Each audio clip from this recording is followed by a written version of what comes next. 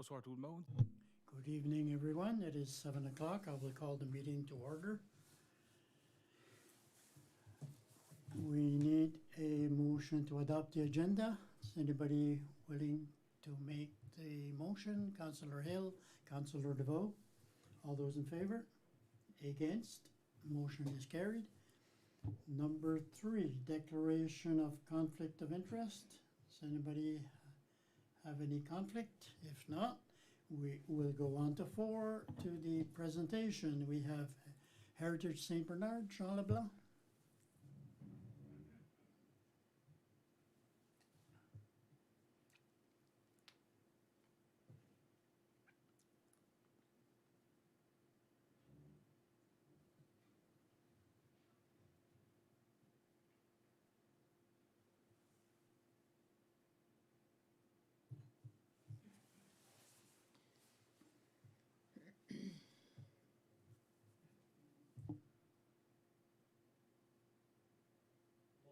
Good evening.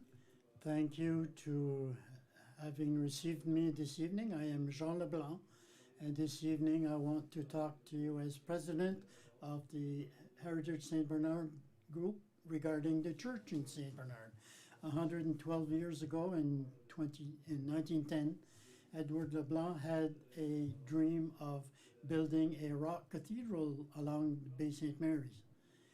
And in 1942, the present Church of St. Bernard opened its doors. But now, 80 years later, in 2022, the days of the church are marked. This year, the church will be deconsecrated. It will only become a big building. The Diocese of Halifax, Yarmouth, and the parish of Notre-Dame d'Acadie cannot maintain it. So we will not have a large church. We will have a huge building that we must find a way to reuse. And that's why I'm here this evening. I want to see if we can replace the vision of Father Edouard with a new vision, which will replace the church with something that I will call it the Star of the Bay. After having heard the Director of Heritage St. Bernard, the members of the public, examining the history of the church and studying consultants' reports on the Church of St. Bernard and the Church Point Church, and are looking at the engineers' reports that they made for both churches and the Church of St. Bernard, in conversation with the parish of Notre-Dame d'Acadie and with the Diocese of Halifax to look through the whole building. We can, as you can imagine, go up the steeples and go to the roof in the basement. We developed a plan with a vision for a building that will be restored and become auto-sufficient. The vision of Étoile de l'Abbé Star is a celebration of the Acadians who survived the deportation of 1755, and with a unique structure along the bay.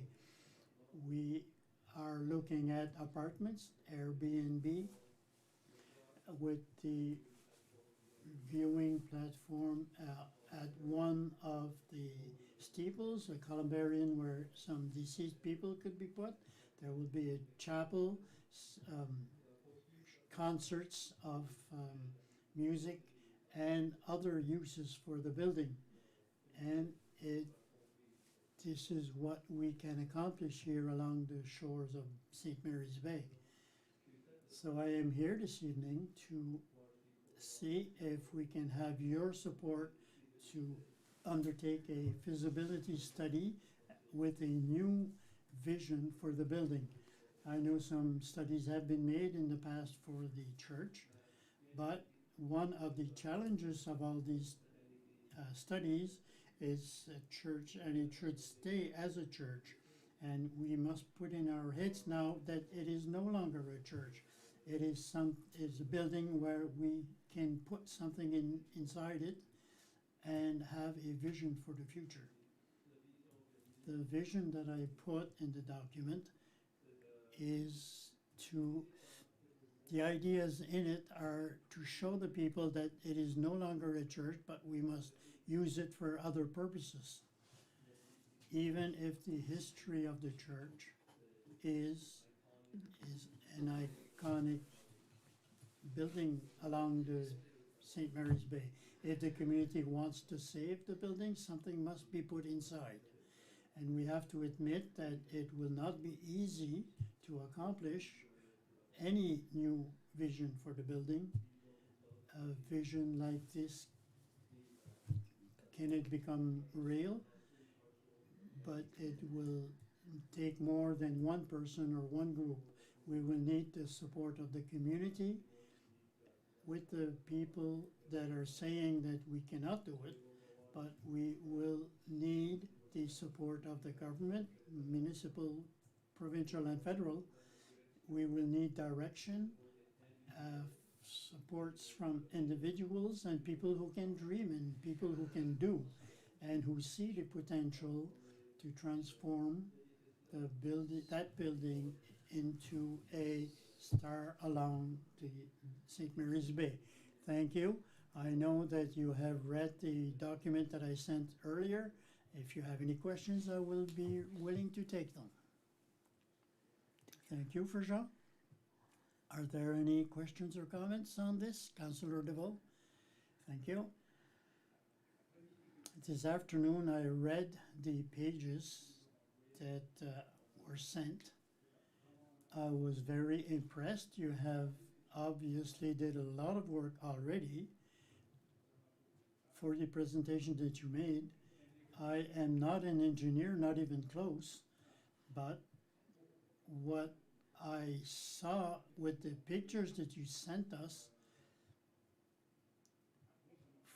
for me it appears to be something that is possible, but as you mentioned, it will take a lot of money and time.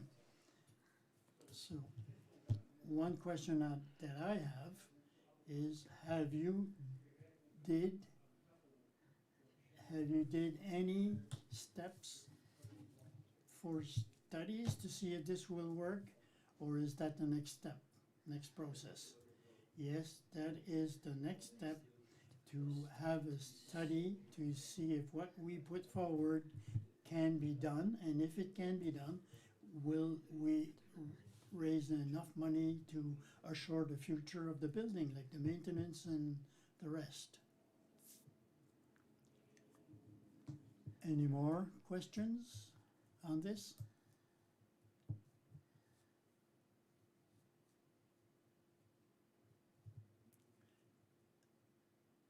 At the study, the feasibility study, did you approach any other funding from the federal government, or to have some funding for this study, or you did not have that yet?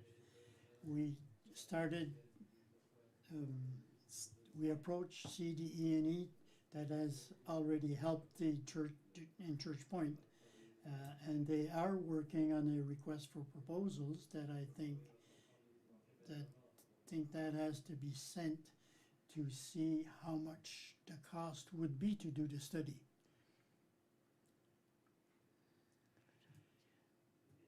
One of the things normally that falls into place is how much time you still need insurance on the building after it goes to you. How much time do you need to put things in place, and how much the insurance would cost for that period? That is a problem that we have now. It is still the parish that has the building, but as long as the parish has it, the insurance is cheaper because it was considered a church. So I don't know at all how much the insurance would be. After that, we have to look at that, but would it be Heritage St. Bernard that would take it, or another group? Because the thing is, by chance, if the parish gives it to us, how do we find enough money to pay the insurance and pay the lighting and the maintenance to plow the driveway and all that? that's the point I wanted to make. There is a lot to look at before we decide to undertake such a project, but you are on the way. Thank you. So a lot of things are thrown in the air right now. Who would want to take the responsibility for this at the end?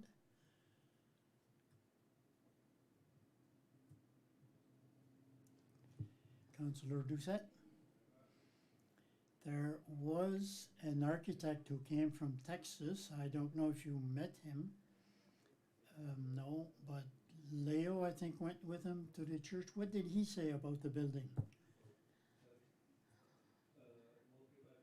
No, I did not meet the architect from Texas, but in September I worked with somebody that the municipality worked with already, Greg Zwicker from Halifax, and he came with one of his employees who was an architect, and they could see potential in the building.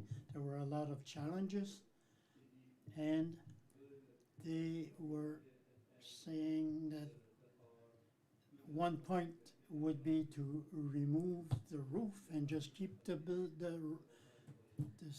sides up, but the architect said that would not work. It is not like in Europe. This is a steel frame with rocks all around, and if you remove the roof, the steel will be exposed and will twist in the wind. It will last a few years, but in 10 years it would fall. So the man from Texas, my uncle Leo went with him, but I never heard from him. Are there any more questions? Councillor DeVoe?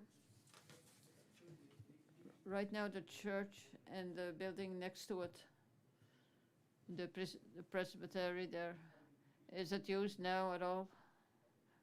Or is it not used at all? The presbytery has been put up for sale by the parish of Notre Dame d'Acadie to get some money to be able to maintain the building. The church is on a different piece of land, and they don't know exactly what to do with the church. The archdiocese says that in future there is nothing that can be done with it. They cannot maintain it, so it's starting to fall apart. So they'd have to pay to destroy it. That's the last thing they want to do. What they'd like to see somebody take over the church and do something with it, and it would help us also if this could happen.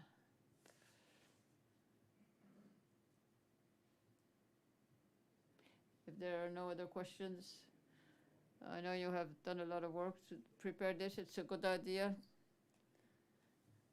but do you have your hands tied while waiting for the church to be desacralized? Deconsecrated.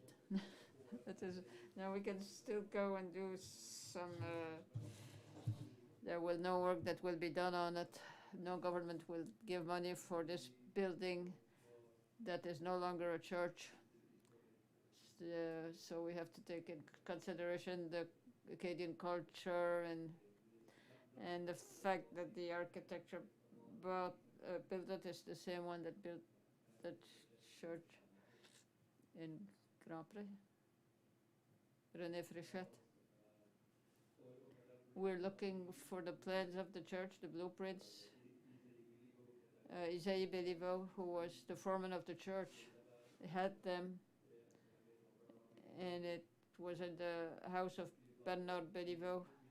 It was in the presbytery, so it was burned because they said we'll not do another church. But Leblanc had some in his house in Pamlico, so we have now acquired the original blueprint by René Fréchette for the church.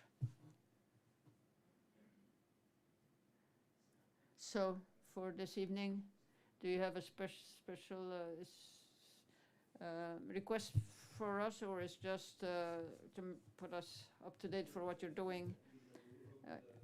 it is an update, and also I want to say this to the public, and I also wanted councillors to know about this.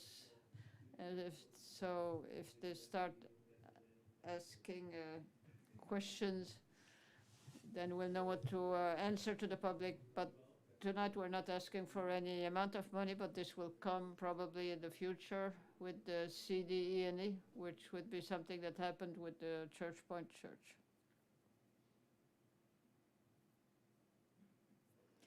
Okay. Yeah, I think you're on the right path, and let us know if you want anything more from us. If there are no more questions, thank you for coming. Thank you to have me here.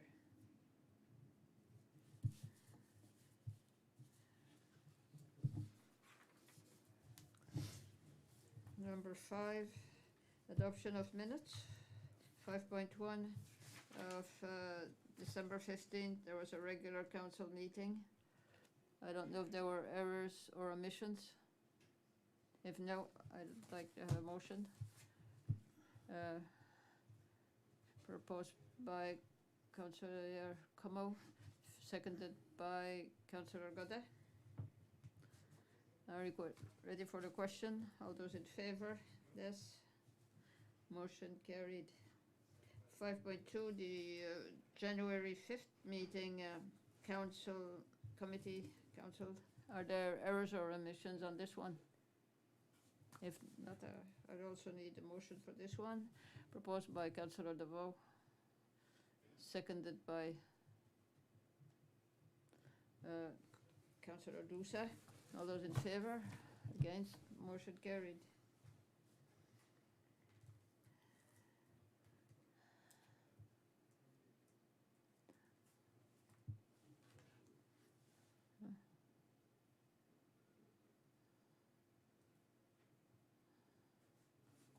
Was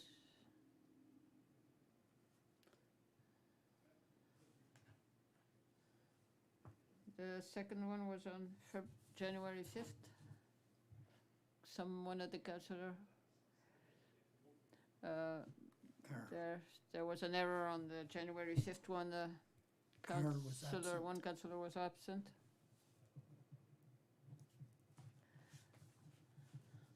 If there were no errors or omissions, proposed by Councillor Godet and seconded by Councillor Doucet. All those in favor? Motion carried. Number 6, business arising from previous council meetings. There was nothing there. Number 7, warden's activity report. On this 22nd of December, I came to a meeting of the administration of the Economic Council of Nova Scotia to have to find another person for the direction of this. Julie Oliver, who was here, has retired, so we're hoping to have good candidates. On December 28th, I came to a Christmas supper with the doctors of the medical center and the students of medicine, and there was a couple of doctors, and it was a nice meeting. On January 5th, there was a virtual meeting with Chris D'Entremont and members of council and the director to discuss our priorities of the municipality and our projects that are ongoing and that we'll have some in the future. I think we had a good discussion. It's to see where we were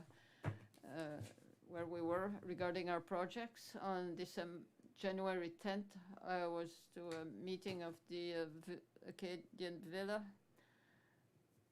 discussion on the new villa, and see questions of regarding staffing. On the 11th January, I went to a meeting of the mayors and wardens of the crisis in the lobster fishery. We had an invited guest, was the chief of the Conservative Party of Canada, Mr. O'Toole, and also the 2 deputies, Chris D'Entremont and Rick Perkins. It was just to kind of look to see what went in the past and how we can look at the future to see where we're at with different things that are going on for the future. On January 11th, I also went to a meeting of advisory committee at the Yoast architecture firm for the project of public spaces regarding Joseph Marie Dugas Park. And we had also a good discussion it gave us ideas on what kind of vision they have for the park. They had a few sketches to show us for discussion. On January 12th, I went to a meeting with the firm HS Consultants, members of council, and we were there to do the evaluation of submissions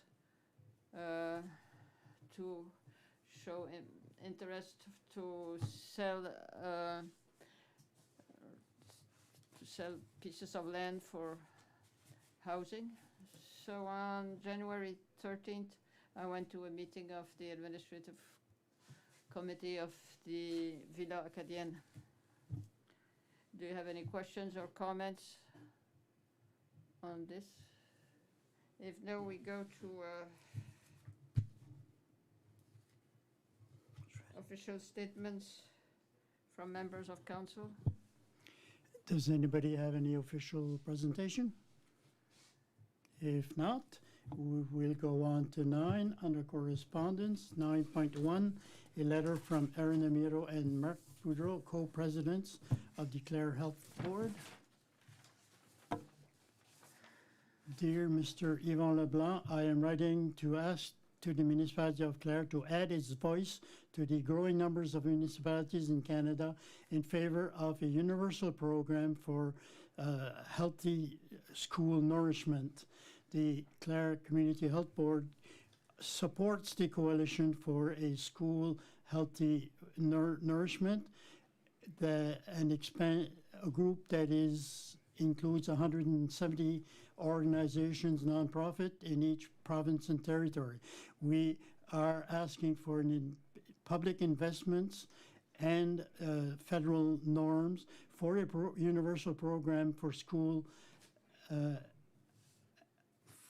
nourishment in all schools every day. Basing ourselves on the programs already in place throughout the country, we hope that all the students will eventually be able to eat healthy. We hope that this program will include a healthy nourishment program, the cultural food produced locally and healthy. We know that the programs for school meals improves the school performance of the students, but Canada is the only country of the G7s do not have a school nourishment program. And this will classes Canada as the 37th place on 41 countries regarding school programs. But after years of soliciting at the local level, the federal budget in 2019 showed that the collaboration with the provinces and territories to create such a program in the schools. After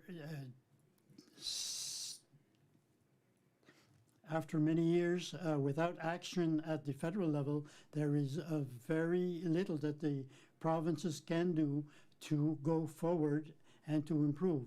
We need a better occasion for the municipality to join the other voices in the province and across the country to take a position on the necessity of a healthy meals for the schools. With the priorities of our health plan, we have the security of food as a national program for schools. We have already started steps in this priority. The movement in favor of such a universal program is looking for support from agencies and the government to support the municipality of Clare towards such a universal program, we are asking you to present a motion to your colleagues at the Municipal Council with the following recommendations. That the municipality of Clare support the efforts of the Coalition for a universal program for healthy food with shared costs. This support is based on the conviction that all the students and the youths of the province should have access to daily healthy food at the school, and that the municipality of Clare requests the federal government to start a universal program for healthy food at the schools with shared costs for all the students of the country. Please consult the motions adopted by the City of Vancouver, City of Victoria, and City of Toronto. And these are examples of there's an example of a letter addressed to the federal government by the City of Vancouver. As well as these municipalities, the Canadian Federation of Municipalities and the Union of Municipalities of British Columbia have adopted motions in the last 5 years to claim, to request a universal food program. Do not hesitate to contact us if you have any questions or if you need a delegation to the council. We thank you for your attention. Are there any comments or questions on this? I spoke a bit. Mark sent me an email. He wants to meet with us. There was a meeting with the council of the Clare Health Board this month, and he will come to talk to me if we want any more clarification before we make a decision. So maybe he can make a presentation at the next meeting if it's okay with you. If you have any comments or questions. If not, we can do that. So we will go on to item 10, the Chief Administrative Officer's report. Thank you. On the internet project, there was not much development from my last report because of the weather and the 2 storms we had. I spoke with Mainland today, and they have about 465 residences who are subscribed to their service. The overpass in Meteghan, or on the 2nd Division Road, which should have been completed at the beginning of the month, but they have been delayed because of both storms that we had. So in their discussions with Nova Scotia Power, the work should have finished today, but because of the storms, the workers at Nova Scotia Power are still making repairs. So Nick, my contact person, is still waiting for a call from Nova Scotia Power to reschedule the work. It can be done, according to Nick, in 1 day, but it is to find a day and the workers necessary to do the work. So for the internet project also, the section of the project from the Meteghan connector to Mavillette, including the side roads, the connections will start next week if they are ready to light up the system and to connect the homes and clients directly. To be clear, up until Mavillette, we can go, it is gone as past the Boudreau Road and the side roads. For the Veterans Center, there is no change there. We are waiting for a reply from the federal government for our request. For the Clare Health Center, as you know, the contract for an expansion for the health center was sent to a contractor. We had a virtual meeting with the team on January 7th, and we met in person at the medical center on the 17th of January. So for the municipality, there was myself, Chantal Potier, and Danielle Godet, our building inspector. And for the SRA architecture, there is an architecture and 4 engineers. So that was the full team to go through the center and to better understand our operations and our vision for an expansion. So it was a good visit. We are waiting for the designs to be completed and to go to tender with the specifications related to the expansion to be completed by the end of March 2022. So it is ambitious deadline, but it can be done. For the public space project, the geotechnical surveys have been completed by Harborside, and both sites have been evaluated, and the company tells us that it is okay to build viewing platforms there, and it's something we want to continue. For the Joseph and Marie Dugas Park in Majors Point, the firm met with the architects and on January the 11th to revise a conceptual plan that was presented. The plan was well received by the members of the group, so the architect, the firm will continue the design to formalize it and to present it to us again at our next meeting. And then after that, I imagine we will be ready to have something to present to the council before the final plans are finalized. So the next meeting with the architects will be on February 15th. The other parts of that project for the wayfinding gateway signage, as well as the interpretive center at the Cape St. Mary, have not been started. For our action plan for housing, the warden mentioned this. We met to revise and evaluate the submissions with council and the firm of consultants. This was held on January 12th. We had about 12 submissions to evaluate, and from there we will look at the submissions before we can give a follow-up to these. The consultants are doing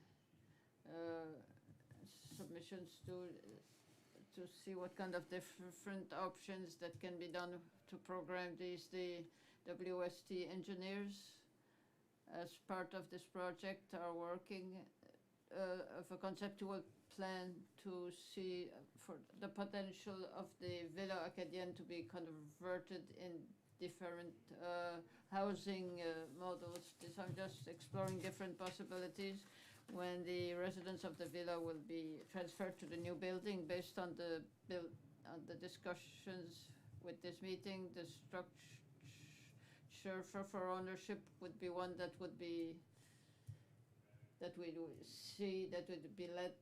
by the private sector, but would be based on certain conditions that would be put in place beforehand by the municipality. Therefore, the role of the municipality would be like a catalyst for the development of these, but we would like to facilitate these projects so that they can go forward.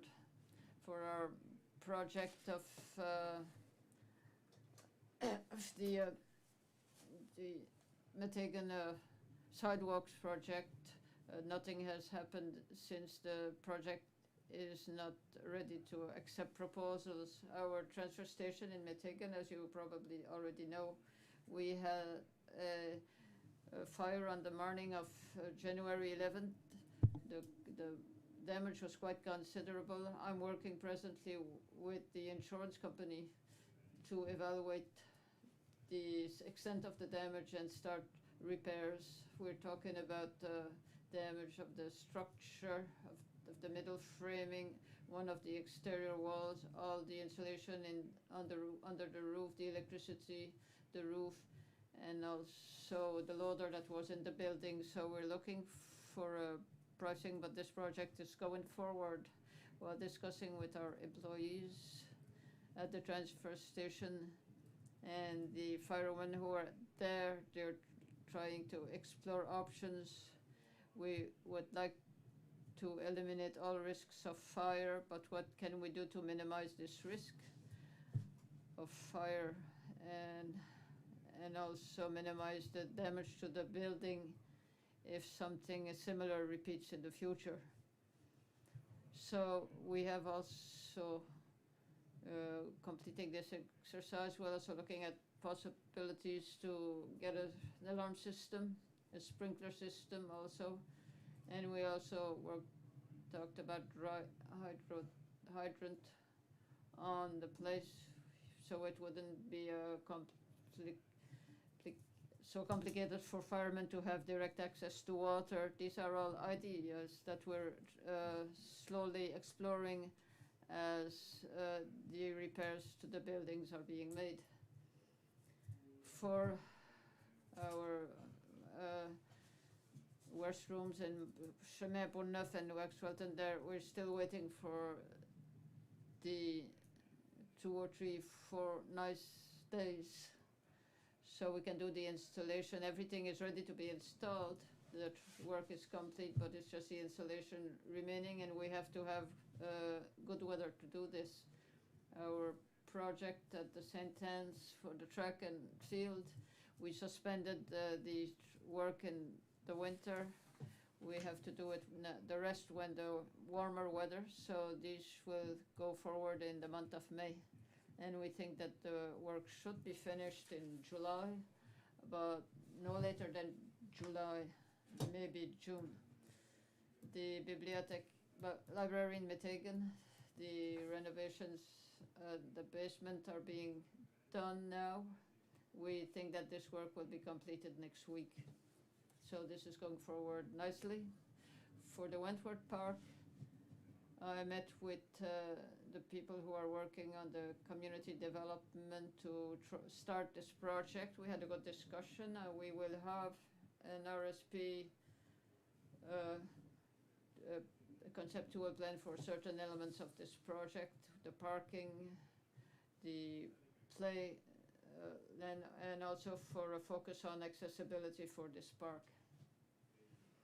And the RSP will be done on the 18th of February, finally. And regarding our finances, on the 31st of December 2021, the municipality had recorded $9,253,142 in revenue versus $7,378,364 in expenses, for a surplus of $1,974,778. As of December 31st, 2021, the municipality has a balance of $2,448,458 in its operating fund, $121,541 in its capital fund, and a total reserve balance of $5,957,858. The total reserve balance can be broken down as follows: the operating reserve, $2,144,724. Capital reserve, $2,647,893. The landfill closure reserve, $335,238, and the gas tax reserve, $832,003. So the municipality is in good financial position right now. This is my report. Thank you. Are there questions or comments on this report? If no, we will go to number 11, committee reports. 11.1, building permits with Councillor Hill. For the entire year of 2020, we had 253 permits issued for a value of construction of $9,582,000. And for the past year, 2021, we had 287 permits issued for a value of construction of $45,994,000. So, excellent year.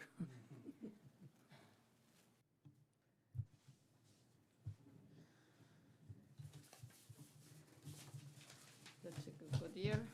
Are there questions from councillors on this report? If no, we go to 11.2, Councillor DeVoe. Thank you, Mr. Warden. We had the Board of Waste Check. We had a virtual meeting on the 12th, on the 11th of January. Myself, I was, and Councillor Nadine was at that meeting also. We spoke many things, but basically we approved the financial statements for the year 2021 presented by Grant Thornton. We approved these financial reports. We also spoke about we still have a problem with the church people they put needles in the bags because they have a problem to find proper containers to put these needles in it. So in this case, they put the needles in the bags, which we really don't want this when it comes to that the trucks dump the bags. Of course, they open, and some of these needles drop out. So we still find some in green bins also. So we're trying to solve this problem of disposal of needles, and this includes also needles that are agricultural, because as we must not forget that we have people in the region who have horses or other animals, and they have needles for different sickness. For it's not just the public, but these also needles that are used on animals. So we're going to work on this problem to try to see how we can solve this situation. You might see it's not something new, but it's been going on for quite a while.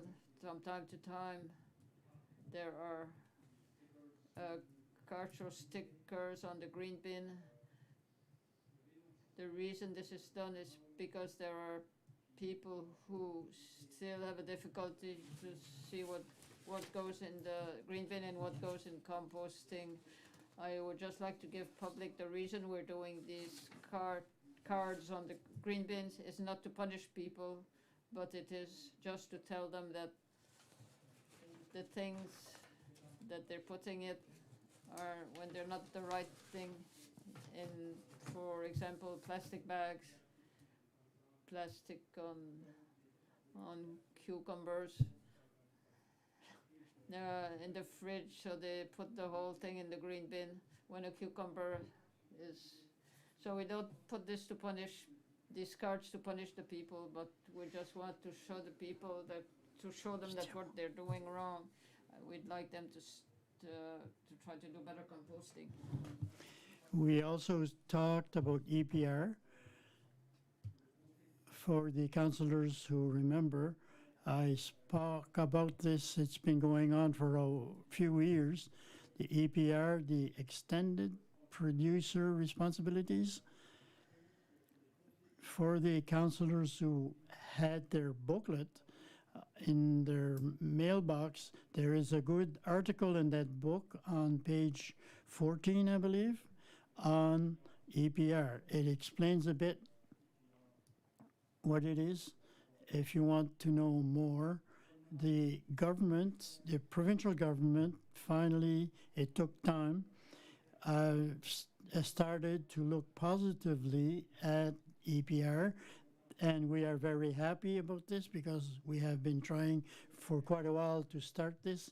Other provinces in Canada, there are 80% of the provinces have this EPR since a long time, and we don't have it here in Nova Scotia, but really we should have EPR to have a better recycling and to give us money. I can't go into detail, it's a long process, but it gives us money It gives money back to the municipalities instead of spending some for the big businesses. It helps them a bit. So we spoke about this mostly. I don't know if Councillor Nadine has anything to add. No, nothing. Thank you. So that was the meeting that we had. Thank you.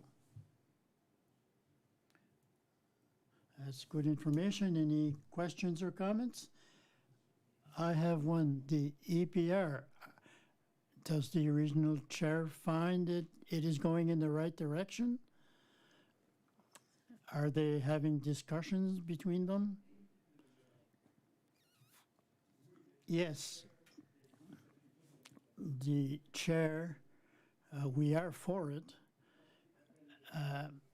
I don't know if you remember when you were on the committee before, Mr. Warden, but we did not have much support from the government, provincial government, and finally we have everybody on the same page. To date, there is nobody who is against it, but we still have to pull on the cord to involve the provincial government 100% with us. But everybody is positive that we are going in the right direction. Thank you. It seems like it's going the right way. Any more questions? If not, we will go on to 12 under new business. 12.1, motion to partner with the Dame Patronesse of the CGA. As a reminder, on January 5th, we had a presentation here from the president of the CGA, Ryan Titus, with Tori Como to talk about the CGA, the Acadian Youth Colony. The request to the council was to establish a partnership with the CJA and the municipality, and that where we would see the municipality work with them for the operations and the management, and to hire the employees for the summer to help the camp to reestablish itself. The camp has had challenges in the past for quite a while, and it is something that is missing in the community. The council accepted to partnership. It feels that it adds a lot to the community. It is a plus for our children. So the council was in agreement to form this partnership with the CJA for the operations and management of a camp. So this evening, I would just like to have a motion to formalize your support.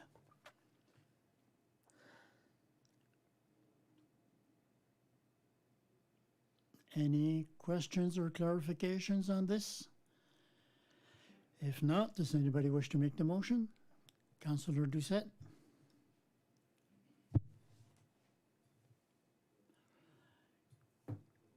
I move that the council for the municipality of the District of Clare partner with les Dames Patronesse de la CGA on the management and operations of a summer youth camp, including leading the application process to Canada Summer Jobs and the provision of balance of funding for the hiring of 8 summer students for this camp.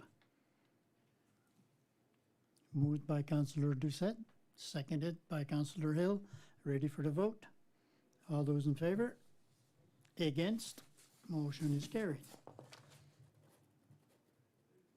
12.2, motion to amend bylaw number 20, respecting deed transfer tax, first reading. Yes, last fall, following a comparison of deed transfer taxes with other municipalities of the province, we noticed that we were with the 3 municipalities who were the lowest in the province. Our rate was 0.5%. The majority of the municipalities in Nova Scotia have about 1 or 1.5%, so we were the lowest. And at the time, the council has decided to increase our tax. I am not talking about commercial or individual, but for sale of property. And we wanted to raise it from 0.5% to 1%, which would be more in line with other municipalities across the province. To finalize this process, we presently have a bylaw on the deed transfer tax, but to finalize this and to put it in place and to include the increase in our next year's budget, we necessarily need an amendment to the deed transfer tax that we have now. So our deed transfer tax, if you have read it, it is not long. It is essentially 4 lines, and I made the necessary changes or the revisions necessary to the bylaw, and I passed it around to the bylaw committee, and I received the support from the lawyer and the bylaw committee to present it to you this evening and to ask you to do the first reading. So you have it in your kit. Essentially, we changed a bit of the language, but the main difference is the rate. Apart from that, the only difference at the last line, it talked about the tax in our bylaw. Our old bylaw talked about the tax being collected by the Director General of the municipality, which is in this case is me, but that's not how it works today. The tax is collected by the Registrar of Deeds. So that correction was also put in the bylaw to change. But the changes were minor, and I am asking for a motion this evening to support this amendment and to do the first reading. Any clarification or debate on this? If not, we need somebody to make the motion. Councillor DeVoe? Thank you. I move that the Council for the Municipality of the District of Clare read bylaw number 20, amendment number 2001-2022, a bylaw respecting deed transfer tax on properties, and that the bylaw be read for the first time by title only. Moved by Councillor DeVoe, seconded by Councillor Godet. Ready for the vote? All those in favor? Against? Motion is carried. Carl has to read it for a second time.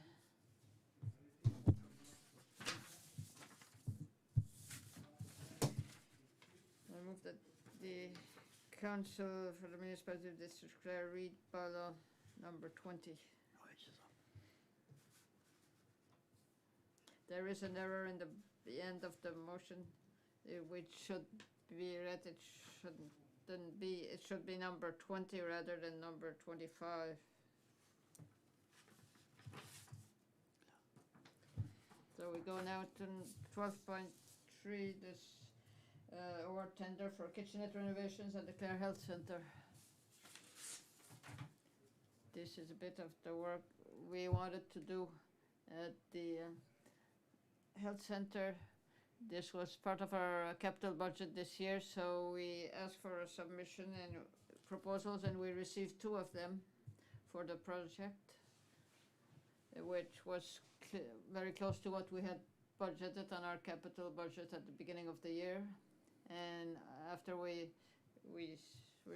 the submission, we would give the submission to Chepcon Construction Limited to the amount of $6,614.40 plus HST.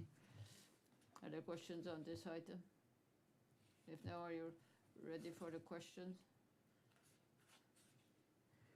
I move that the Council for the Municipality of the District of Clare award the tender for kitchenette renovations at the Clare Health Centre to Shepcom Construction Limited in the amount of $6,614.40 plus HST, and that these funds be taken from the municipality's capital reserve.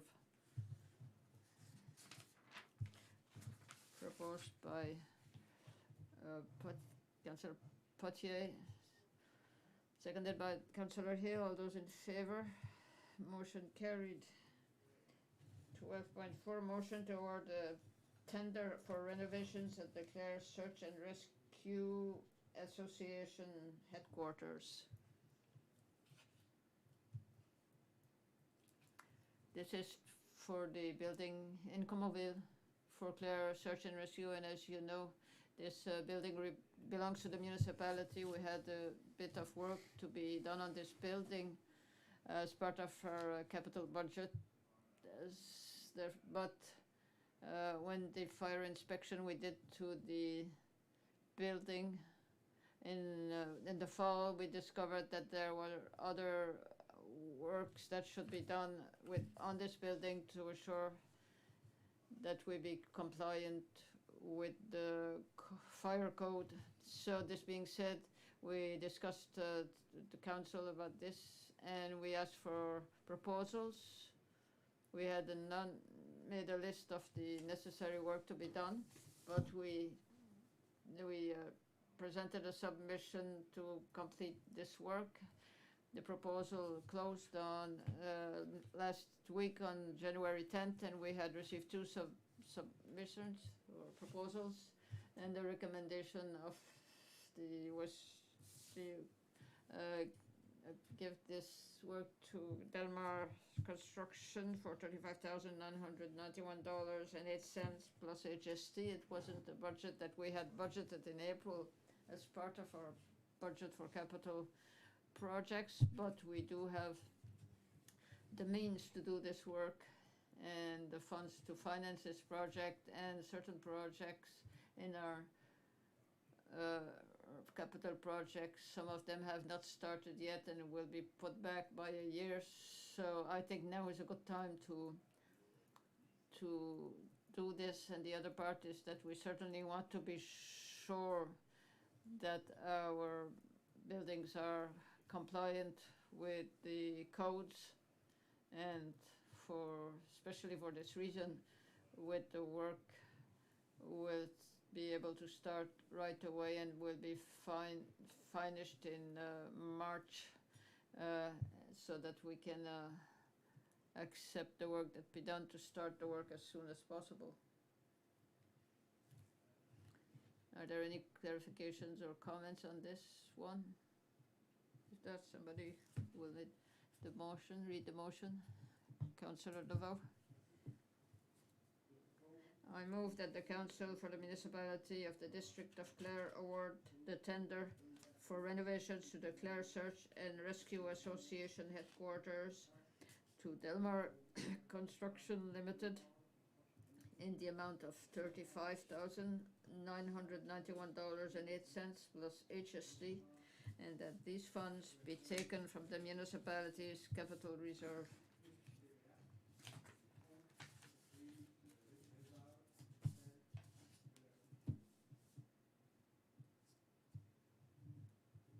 Proposed by Councillor DeVoe, seconded by Councillor Godin. Are you ready for the question? All those in favour? Against? Motion carried. 12.5, motion to approve funding to the Clare Bluegrass Association. At the beginning of last year, as part of our grants to organizations program, the Clare Bluegrass Association asked us wanted to make some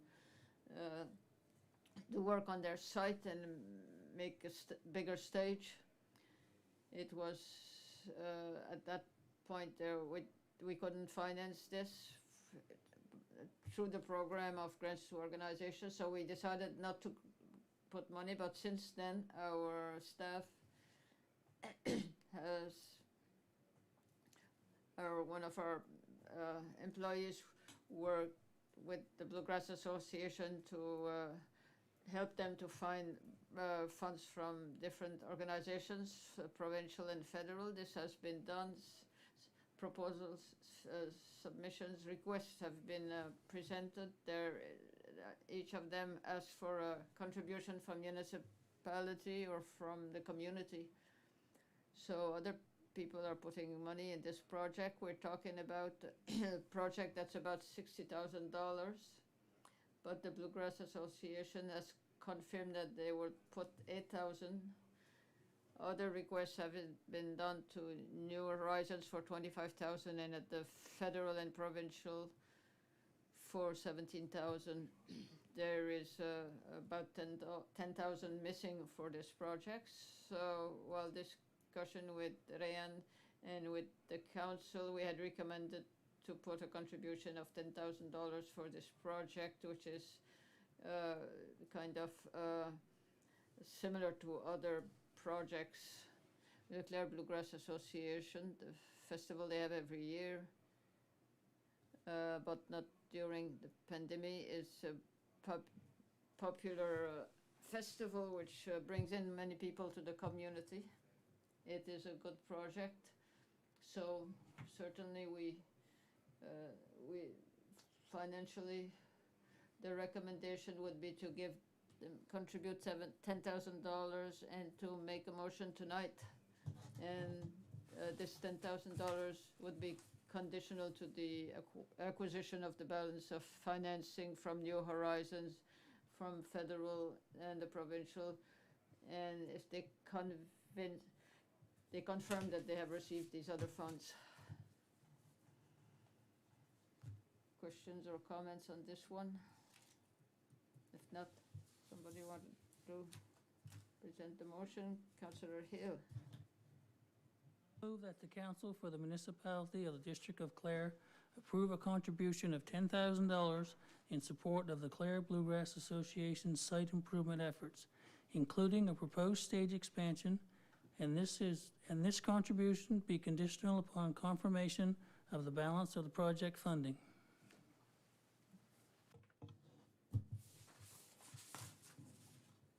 Proposed. Moved by Councillor Hill, seconded by Councillor Comeau. Ready for the vote? All those in favor? Against? Motion is carried.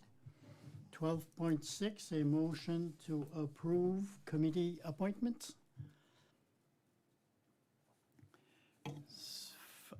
Following the election, the by-election of District 7 and our new councillor, Nadine Comeau, and the election of a new warden and deputy warden, it was necessary to look at our committees as they are structured now, to look at which councillor is part of which committee, and to look at the distribution, to make a few revisions, especially with the former warden no longer with us.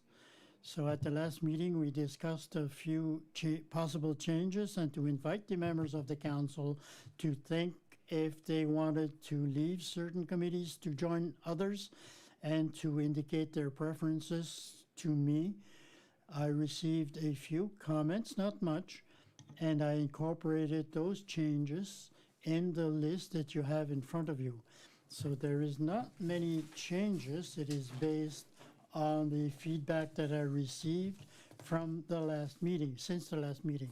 But if you look at the presence of Councillor Comeau, who was not there when the former list was made, so we will see Madame Comeau on several committees and Warden Leblanc on less committees in the future.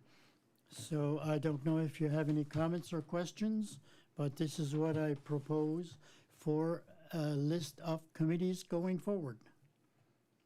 Any questions or comments? If not, does anybody wish to make the motion? Councillor Godet. I move that the municipality of the District of Clare approve the committee appointments as presented. Moved by Councillor Godet, seconded by Councillor Hill. Ready for the vote? All those in favor? Against? Motion is carried. And the last one would be 12.7, motion to appoint a councillor to the Western Ren. And this follows the last item, but as you know, we have two members of council that sit on the Ren Oversight Committee. Ronnie LeBlanc and Yvan LeBlanc were there before, but Ronnie is now in the provincial government. There was only one representative, which would be the new warden, Yvan LeBlanc, but we needed a new one. And Nadine Como has shown that she was interested, and we need a motion to send it to Ren so we need a motion before we send it to Ren. So if there's no debate on that, Deputy Warden Pache, I move that the Council of the Municipality of the District of Clare appoint, that's a wrong motion. I move that the Council for the Municipality of the District of Clare appoint Councillor Nadine Como to the Western Ren Oversight Committee. The second proposed by Deputy Warden Pache, seconded by Councillor Hill. Are you ready for the vote? All those in favor? Against? Motion is carried. So that concludes 12. We will go on to 13. Closed session. There is no item there. Under 14, the date and time of the next regular council meeting will be Wednesday, February 16, 2022 at 7 p.m. And item 15, we need somebody to propose the adjournment. Councillor Doucette. I think. No, we don't need a seconder for this motion. Good evening, everyone.